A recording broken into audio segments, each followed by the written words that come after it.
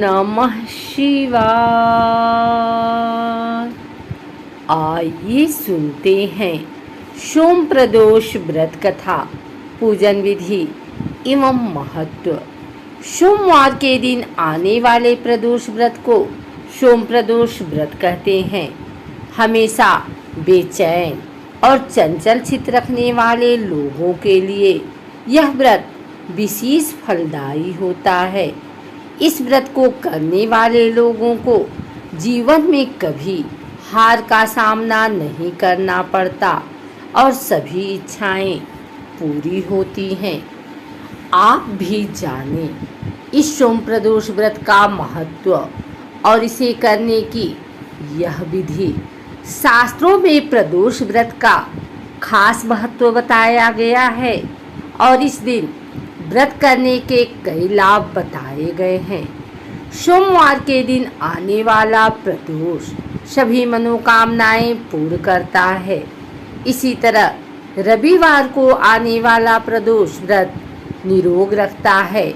वहीं जब प्रदोष मंगलवार को आता है तो वह रोगों से मुक्ति दिलाता है और जातक को सेहतमंद रखता है। बुधवार को आने वाला प्रदोष कामनाओं को सिद्ध करता है। गुरुवार के दिन जब प्रदोष व्रत आता है तो शत्रुओं का नाश करता है। शुक्रवार के दिन का प्रदोष व्रत सौभाग्य लेकर आता है और शनिवार के दिन का प्रदोष व्रत करने वाले जातकों को पुत्र की प्राप्ति होती है। प्रदोष काल दरअसल उस समय को कहते हैं जब सूर्यास्त हो गया हो लेकिन रात अभी नहीं आई हो, यानी सूर्यास्त के बाद और रात होने से पहले के बीच जो अवधि होती है उसे ही प्रदोष काल कहा जाता है। सोम प्रदोष व्रत के दिन इस समयावधि के दौरान यदि भगवान शंकर की विधिवत पूजा की जाती है तो वह सारी मनोकामनाओं को पूर्ण करते हैं। सोम प्रदोष व्रत की पूजा शाम 4:30 बजे से लेकर शाम 7 बजे के बीच की जाती है। ध्यान रहे कि यह व्रत निर्जला होता है, लेकिन अगर आप निर्जला व्रत नहीं रख सकते तो जल और फलाहार कर व्रत रख सकते हैं। यह है विधि।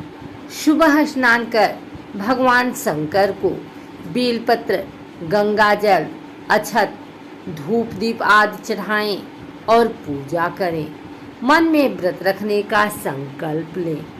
शाम को एक बार फिर स्नान कर भोलेनाथ की पूजा करें और दीप जलाएं। शाम को प्रदोष व्रत कथा पढ़ें। यह कथा दूसरे को सुनाने का विशेष लाभ होता है। आइए सुनते हैं सोम प्रदोष व्रत कथा। एक नगर में एक ब्राह्मणी अकेली रहती थी। उसके पति का स्वर्गवास हो गया था। पति के जाने के बाद उसका कोई सहारा नहीं बचा, इसलिए सुबह सुबह वह अपने पुत्र के साथ भीख मांगने निकल पड़ती। भिक्षाटन से जो कुछ मिलता था उससे वह अपना और अपने पुत्र का पेट पालती थी।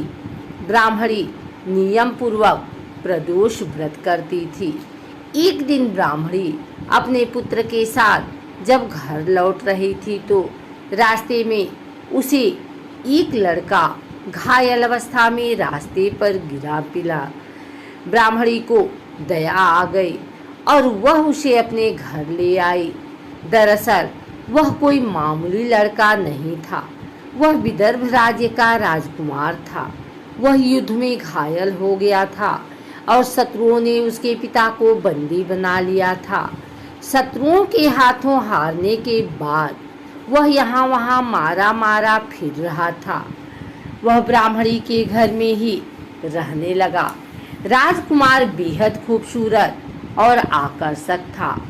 एक दिन अंशुमती नामक एक गंधर्व कन्या ने राजकुमार को देखा और उस पर मोहित हो गई। अगले दिन अंशुमती अपने माता पिता को राजकुमार से मिलाने लाई। उन्हें भी राजकुमार भाग गया। कुछ दिनों बाद अंशुमति के माता पिता को शंकर भगवान ने स्वप्न में आदेश दिया कि राजकुमार और अंशुमति का विवाह कर दिया जाए। उन्होंने वैसा ही किया। ब्राह्मणी प्रदोष व्रत करती थी और उसके व्रत के प्रभाव से ही राजकुमार को गंधर्व की राजकुमारी अंशुमति मिली। गंधर्वराज की सेना की सहायता से राजकुमार ने विदर्भ से शत्रुओं को खदेड़ दिया और पिता के राज्य को पुनः प्राप्त कर आनंद पूर्वक रहने लगा। राजकुमार ने ब्राह्मण पुत्र को अपना प्रधानमंत्री बनाया। ब्राह्मणी के प्रदोष के महात्म्य से जैसे राजकुमार और ब्राह्मण पुत्र के दिन फिरे, वैसे ही शंकर भगवान अपने दूसरे भक्तों के दिन फिरते हैं। त्रयोदशी तिथि की व्रत की पूजा प्रदोष काल में की जाती है, इसलिए इसे प्रदोष व्रत कहा जाता है।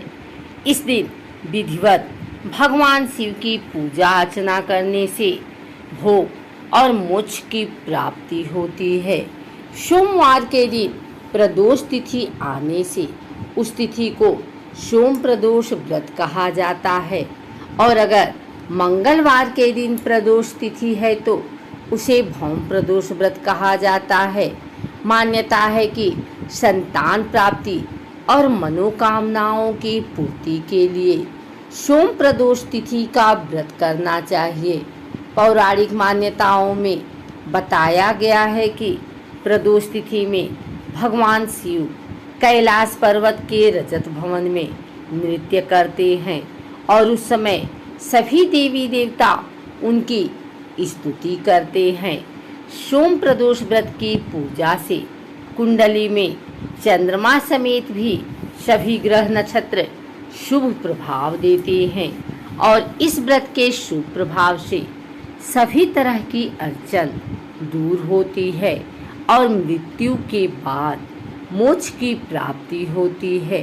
धार्मिक मान्यता है कि सोम प्रदोष व्रत की कथा सुनने मात्र से गौदान के बराबर पुण्य फल मिलता है। दिन और रात्रि के मिलने को प्रदोष काल कहा जाता है, अर्थात सूर्यास्त हो रहा है और रात्रि शुरू हो रही है, उस काल को प्रदोष काल कहा जाता है।